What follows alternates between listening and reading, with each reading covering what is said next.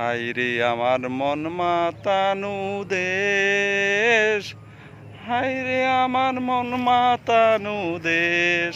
আমার দেশের গান খুবই আমি গাইতে পারি না, তবু একটা সুর টান দিলাম। এত সুন্দর একটা জায়গায় আসছি যে এই গাছগুলো আপনারা হয়তো দেখেন নাই। এই গাছগুলা দেখেন, এইগুলা এত সুন্দর গাছ। গাছ মানে ফুল দেখেন। এটা একটা ফসল।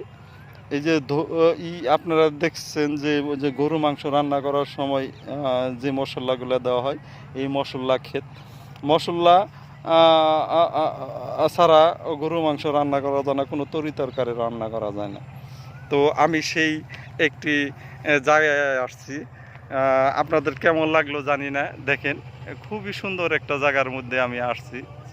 এই দেখেন, আপনাদের কেমন লাগলো একটু জানাবেন। হ্যাঁ হ্যাঁ, পুরোটা আমি একটু ঘুরিয়ে ঘুরিয়ে দেখাইতেছি।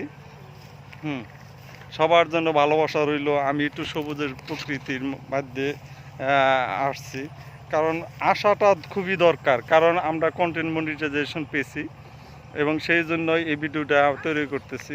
তো জায়গাটা আপনাদের কেমন লাগলো এবং ফসলটা কেমন লাগলো একটু জানাবেন। হুম,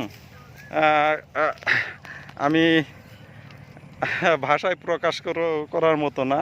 আমার খুবই ভালো লাগছে, এখান থেকে যাইতে ইচ্ছে করতেছে না, আমার একদম যাইতে ইচ্ছে করতেছে না। সেই মশলার ঘাস, গরুর মাংস, মহিষের মাংস, ওহ, খেতে কি মজা!